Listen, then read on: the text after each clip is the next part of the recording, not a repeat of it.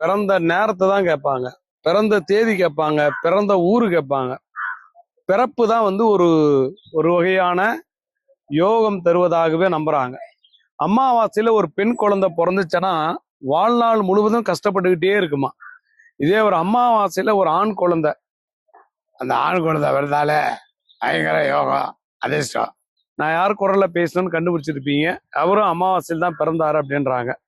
அதனால வாழ்க்கையில அமாவாசையில ஜலனம் எடுப்பது மிகப்பெரிய யோகமும் மிகப்பெரிய துரோகமும்னு சொல்றாங்க.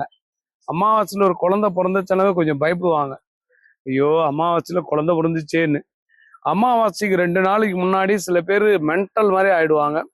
அமாவாசைக்கு பயங்கர வீரியம் இருக்கும். அமாவாசை முடிஞ்சு 2 நாள் பயங்கரமா இருப்பாங்க. 5 நாட்கள் படாத பாடுபடுத்துமா ஒரு மனுஷனை. இந்த வீடியோ உங்களுக்கு பிடிச்சிருந்தா லைக் பண்ணுங்கள், கமெண்ட் பண்ணுங்கள், ஷேர் பண்ணுங்கள். அடுத்தடுத்த பதிவுகளுக்கு பெல் ஐக்கானை கிளிக் பண்ணுங்க ஐயா.